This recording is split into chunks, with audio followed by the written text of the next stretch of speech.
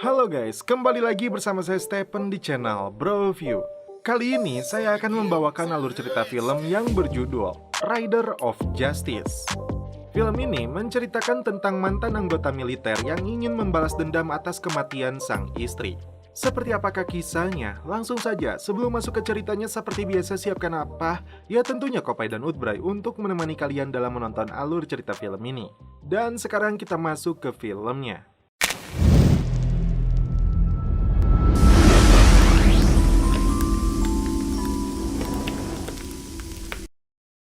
Film diawali dengan kisah seorang kakek yang ingin membelikan sepeda bekas untuk cucunya. Karena sepeda yang ada di toko ini adanya warna merah, sedangkan cucunya ingin warna biru, maka mereka harus memesan terlebih dulu. Ternyata, pria pemilik toko ini seorang penadah. Dia langsung menghubungi rekannya yang tergabung dalam kelompok kriminal ahli pencurian sepeda.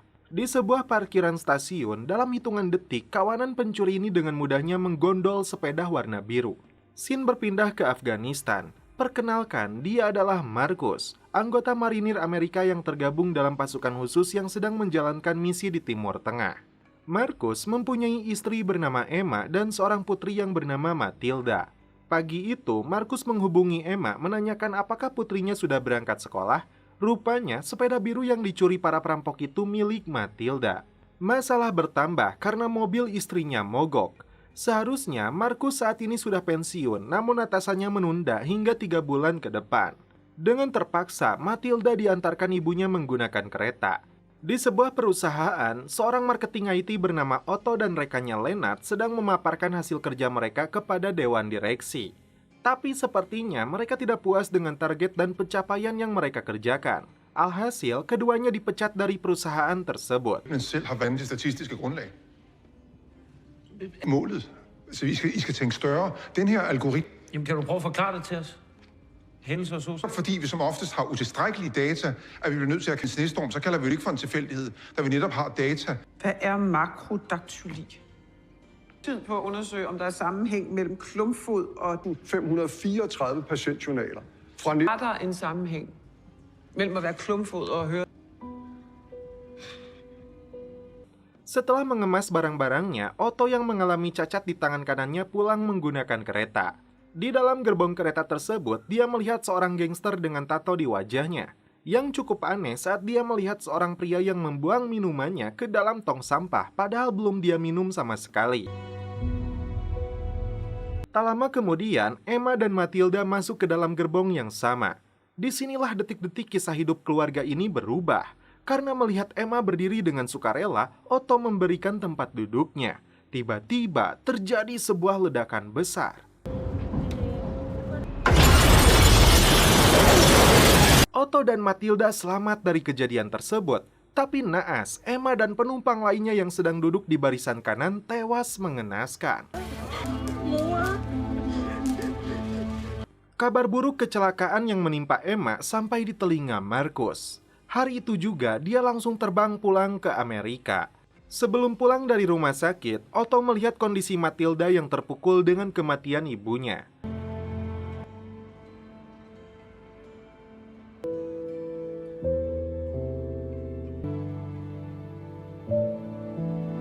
Di atas pesawat, Marcus hanya bisa merenung, masih tidak percaya dengan kabar yang dia dengar. Pulang ke rumahnya, Otto menyaksikan berita tentang ledakan kereta ini. Polisi menyebut kejadian ini sebagai kecelakaan, bukan aksi teror atau tindakan yang disengaja. Tercatat, 11 orang tewas dalam kejadian ini, termasuk seorang anggota gangster Eagle bernama Johan Ulrichsen dan pengacaranya. Belum dipastikan ada kaitannya atau tidak, tapi yang jelas kelompok gangster Eagle adalah musuh dari kelompok gangster Rider of Justice, pimpinan Kurt Tandem yang saat ini sedang menjalani persidangan. Sampai di rumah sakit, Matilda langsung memeluk ayahnya.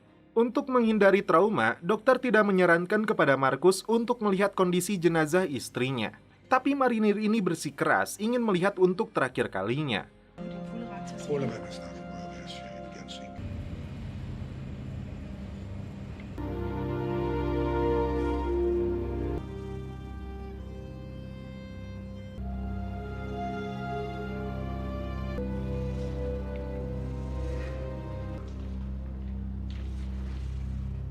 Menemukan adanya keganjalan dalam kecelakaan ini, Otto mendatangi kantor polisi meminta mereka mengusut tuntas kasus ini. Sebagai ahli marketing, Otto berbicara tentang berbagai indikasi yang muncul menurut cara dia berhitung. Dia menduga ada kaitannya dengan perseteruan kedua kelompok gangster. Salah satu hal yang menurutnya ganjal, dia melihat seorang pria yang membuang makanan dan minuman yang belum sama sekali dia konsumsi, setelah itu dia pergi. Dengan harga 14 euro atau sekitar 200 ribu, mengapa pria itu harus membuang makanannya? Tapi sepertinya polisi tidak begitu menanggapi kesaksian Otto ini. Tidak menyerah begitu saja, Otto meminta bantuan Lennart meretas ke dalam server komputer milik kereta api untuk mencari petunjuk tentang kasus ini. Malam itu, Markus yang tidak bisa tidur menikmati sebatang utbrai untuk sedikit mengobati kesedihan yang dirasakannya. Hal yang sama dialami putrinya yang tidak bisa tidur. Markus menyuruh Matilda untuk menghitung mundur dari 500.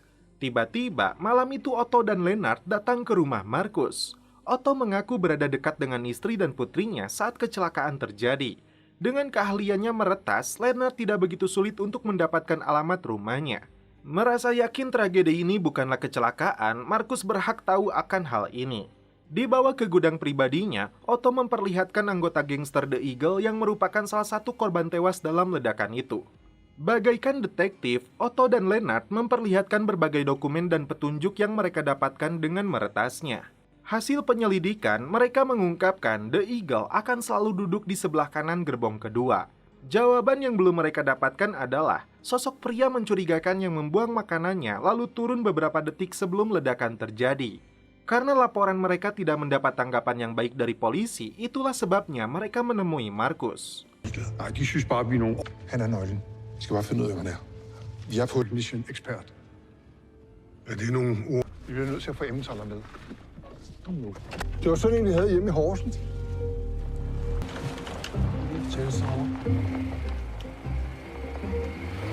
Kembali ke rumah sakit, Markus menolak anjuran dokter untuk menemui psikolog. Markus merasa baik-baik saja, tapi kenyataannya pikirannya sangat terguncang dan mudah sekali emosi. Saat putrinya pulang terlambat, Markus marah, bahkan menampar pacar Matilda yang bernama Sirius hanya karena menyebutnya botak huisan. Kør hjem her. Skal jeg nok, men der skal ikke lige have brug for her i øjeblikket.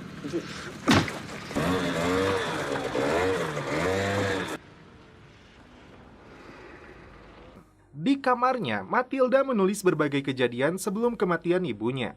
Diawali mobil mereka yang mogok, lalu seseorang menawarkan bangku tempat duduk kepada ibunya. Dan semua itu diawali saat sepedanya dicuri. Otto dan Lennart meminta bantuan teman mereka yang bernama Emen. Seorang hacker dengan perawakannya yang besar, wajahnya seperti orang culun, tapi otaknya Core i9. Dengan keahlian yang dimilikinya, Emen berhasil menemukan pria mencurigakan itu dengan nama Pale. Så det er jo ikke ham. Jo, det er. Hold dig til match på danske adresser. Altså, har du overhovedet... Hvad er det højeste procentuelle match, du har fået? 99,12% grænsen. Nej, men jeg tænker 95%. Jamen, det kan vi da godt. Men det kan jo... For tredje gang. Vi har forstået det, Emmentaler. Ja. Jeg tror bare, vi fucking lortestopper her. Så er vi. Vågningsbilleder, vi har af manden. De er begge to taget. Jeg har ikke nok biometrisk data til at få et 100%. Må vi se ham? Venligst. Det er ham. Palle Mereka bertiga segera menemui Markus untuk memberitahunya tentang penemuan ini. Terungkap jika Pale adalah teknisi spesialis listrik khusus kereta api. Hari itu dia turun sebelum tragedi terjadi, bahkan diketahui menginap di gerbong barang pada malam sebelumnya. Yang paling menarik, Pale ternyata adik dari pimpinan gangster Rider of Justice, Kurt Tandem. Bukti ini menurut mereka cukup untuk menyimpulkan kejadian yang sebenarnya adalah perang antara dua kelompok gangster besar di Denmark. Tak mau buang waktu, mereka berempat pergi mencari Pale yang diduga berada di rumahnya. Tyveri, medvirken til mand. med speciale togkomponenter, som færdes i et betændt. Ham stadig ikke til rocker. Nu snakker vi med ham.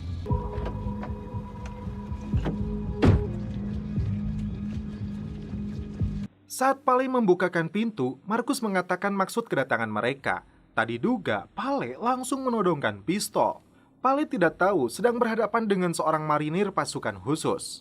Awalnya, Markus hendak ke mobilnya, tapi beberapa saat kemudian dia kembali, dan ini yang dilakukan sang marinir.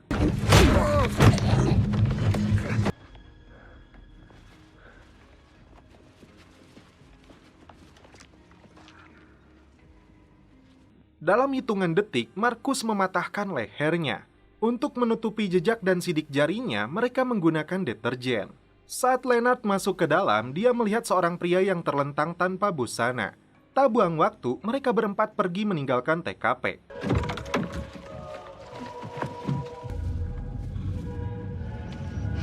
Jeg kan altså ikke helt op til huset. Vi skal tage en taxa hjem. Undskyld, betaler du for pladearbejde, hvis jeg... Kembali ke rumah, pacar Matilda datang karena undangan Markus. Dia minta maaf karena pemukulan yang dilakukannya. Sirius dan Matilda mengusulkan kepada Markus untuk berkonsultasi dengan seorang psikiater, tapi lagi-lagi Markus menolaknya. Dalam sebuah tayangan televisi diberitakan, dua anggota gangster Rider of Justice divonis 16 tahun penjara. Tapi anehnya, pimpinan mereka Kurt Tandem justru dibebaskan dalam kasus pembunuhan terhadap beberapa orang Turki. Penasaran dengan sepak terjang komplotan gangster itu, Markus meminta kepada 3 rekannya untuk meretas semua informasi tentang mereka. Tak mau bertindak setengah-setengah demi membalas kematian istrinya, marinir ini akan membantai habis seluruh anggota gangster itu. Vi vil ikke have også mig. Vi har da ikke talt om at slå mulige foreninger og alt muligt. Ja, men der er da også et betydeligt spring. Til den aftale, vi står her og ved at indgå, så vil det jo være Markus, der... Det er jo ikke, fordi vi skal bombe en vuggestue. Vi er med. Nej, du er en virkelig dårlig leder. Godt. Så er det sådan. Saat mereka hendak pulang, tiba-tiba Matilda datang. Otto yang merasa malu kembali masuk ke dalam gudang. Ham og mor, de snakker sammen. Menutupi misi mereka sebenarnya, Leonard dan Emen mengaku sebagai psikiater krisis yang membantu Markus dan Otto dari trauma. Tentu saja, Matilda senang ayahnya mau berobat. Pimpinan gangster Rider of Justice menyandera Bodaska yang sebelumnya terlihat oleh Leonard di rumah Pale.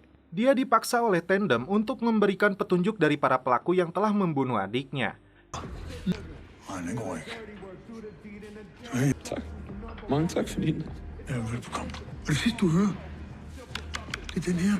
Ternyata, Gigolo ini mengaku mendengar nama Emen yang mereka teriakan. Gitaren i Queen Rock Band. Endetarme. Som Osterman. De råbede mange. Andetaler. Sebagai seorang hacker handal, Emen tidak bisa menggunakan komputer Pentium 1 milik Markus yang jelas sudah jadul. Dia membutuhkan komputer Core i9 dan server yang ada di rumahnya. Meget tæt på ledningerne. Træd venligst væk. Passer, at du arbejder på en Core i9. Ja, det kan det være. Fliseprocessor. Nogen må køre ind. Pisse, de skal klippe computer.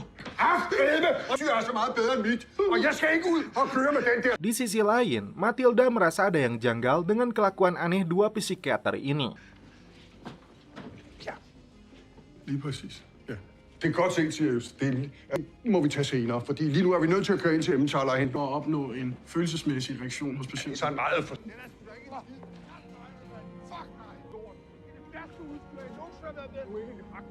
Saat Markus, Otto, dan Leonard pergi ke rumah Emen untuk mengambil komputernya, ternyata beberapa anggota gangster ROJ itu telah menunggu kedatangan mereka. Untungnya, Markus lebih dulu menarik rekannya saat mereka menembak. Ja, det er ham. Serasa di medan perang, Markus merebut salah satu senjata mereka, kemudian dia gunakan untuk membantai seluruh anggota gangster ini.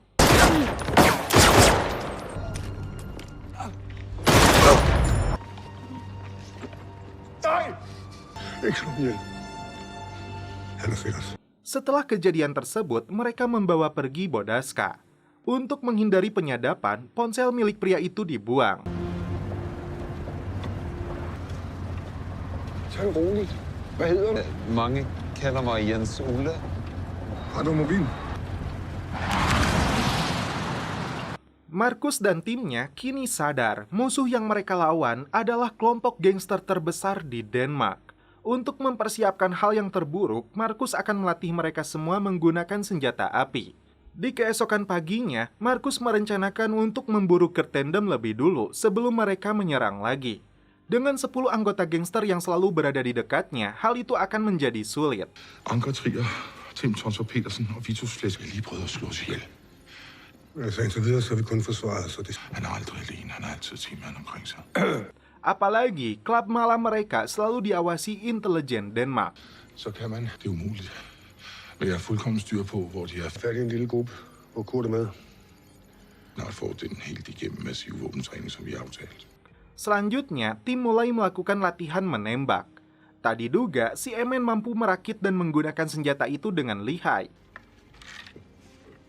Prøv at se på mig. Hvordan kan du gøre det så hurtigt? Kan du gøre det igen?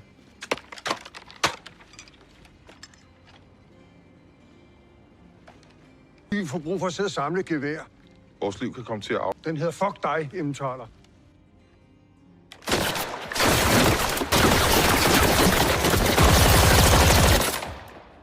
Rencana yang sama dilakukan kelompok gangster ini untuk memburu Markus dan timnya. Target pertama mereka adalah Otto yang mengalami cacat di lengan kanannya. Jeg tror du ikke, det er lidt nemmere at finde dem? Så find den spasserarm til mig. Malam itu, Matilda mengajak Otto untuk berfoto bersama, kemudian Sirius posting di IG-nya. Emen mendapatkan lokasi keberadaan Kurt Tandem dan anak buahnya di sebuah restoran. Restaurant Antorini. Han bekræfter, at Kurt deltager i aften kl. 19. Det skal jeg godt tage med. Vi kunne have taget den, når de kommer ud fra restauranten. De får ikke en bedre chance, Markus. Tak mau buang waktu, Markus dan timnya langsung bergerak. Saat dalam perjalanan, Otto tidak setuju dengan rencana ini. Markus harus memikirkan masa depan putrinya. Bosan dengan ocehannya, ini yang dilakukan Markus. Dalam kondisi tidak sadarkan diri, Otto ditinggalkan begitu saja di pinggir jalan. Ternyata, Otto sangat peduli terhadap anaknya Markus karena kejadian 12 tahun yang lalu. Dalam kondisi mabuk, mobilnya menabrak pohon yang mengakibatkan anaknya meninggal dan tangannya sendiri patah. Sampai di sebuah restoran, mereka melihat Kurt dan anak buahnya keluar. Dengan penutup kepalanya, mereka bermaksud turun dari mobil untuk melakukan aksi. Ternyata ada seorang wanita di antara mereka. Gagal membunuh Kurt Tandem, target yang diincar oleh Markus adalah anak buahnya. 4 orang anggota gangster itu dihabisi oleh Markus.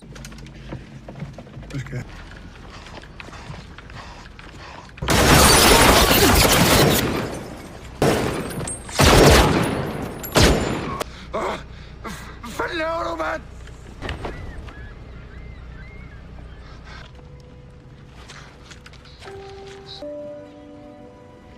Dalam perjalanan pulang, Markus kembali menjemput Otto yang sedang berjalan kaki. Sementara itu, seorang putri dari anggota gangster Rider memberitahu ayahnya saat dia melihat Matilda dan Otto di media sosial milik Sirius. Di pagi harinya, Matilda dibuat kecewa setelah mengetahui ayahnya memukul Otto. Masuk ke kamarnya, Otto melihat puluhan tulisan dari rangkaian kejadian yang berhubungan dengan kematian ibunya yang ditempel di dinding. Jika saja sepedanya tidak dicuri, ibunya pasti masih hidup. Menurut Otto, apa yang dilakukan Matilda hanya sia-sia. Ini semua takdir dan dia harus ikhlas menerima kenyataan ini. Sementara itu, Bodaska yang seorang gigolo menceritakan awal pertemuannya dengan Pale. Dari ceritanya juga terungkap, sebenarnya saat terjadinya insiden ledakan kereta tersebut, Bodaska dan Pale sedang berada di Jerman. Mendengar cerita tersebut, Lennart kemudian mencocokkan kembali identitas orang yang mereka cari di komputer. Ternyata ada kemiripan wajah dari pelaku yang mereka cari dengan adik dari ketua gangster Rider ini. Kesimpulannya, mereka salah sasaran. Dan inilah sosok sebenarnya yang sedang mereka cari.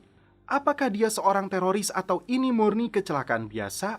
Yang jelas, Markus kehilangan kendali karena belum bisa menerima kematian istrinya. Emosinya memuncak. Dia hancurkan barang-barang di dalam rumahnya.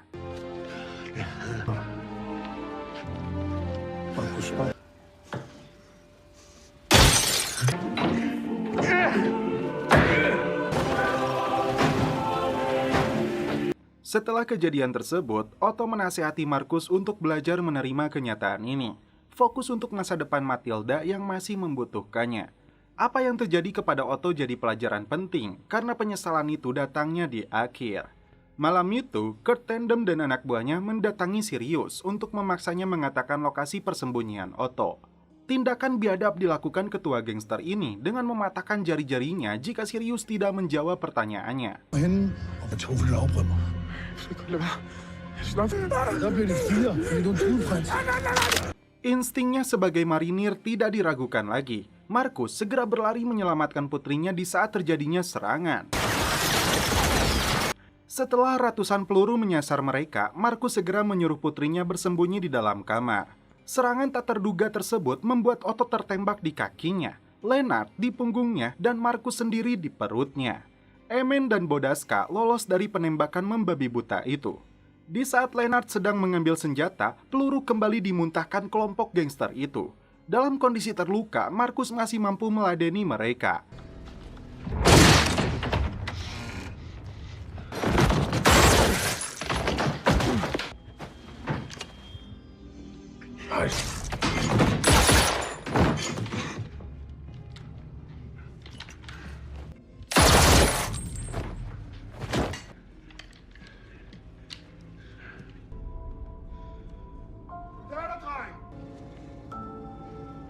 Sialnya, mereka menyandera Matilda dan Sirius hingga Markus terpaksa berlutut dan membuang senjatanya. Di saat Markus akan dieksekusi mati, inilah yang terjadi.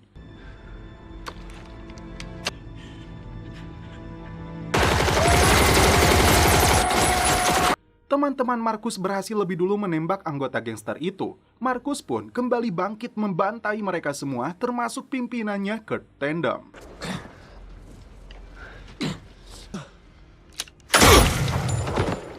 Setelah itu, dia bopong putrinya untuk bersandar di sebuah pohon.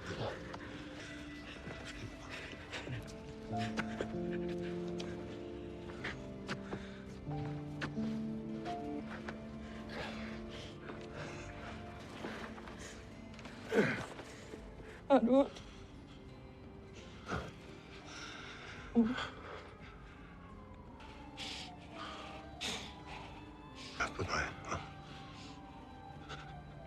Beruntung, ambulan datang dengan cepat menyelamatkan nyawa Markus. Setelah kejadian tersebut, persahabatan dan kebersamaan mereka terus berlanjut. Matilda mendapatkan sepeda barunya yang berwarna merah, sedangkan cucu si kakek itu mendapatkan keinginannya sepeda bekas warna biru. Dan setelah itu, film pun berakhir. Oke guys, cukup sekian alur cerita film dari Rider of Justice ini. Terima kasih yang sudah menonton sampai akhir. Mohon maaf bila ada kata-kata yang kurang berkenan di hati kalian. Mohon dimaafkan ya. Salam perfilman duniawi. Keep enjoy.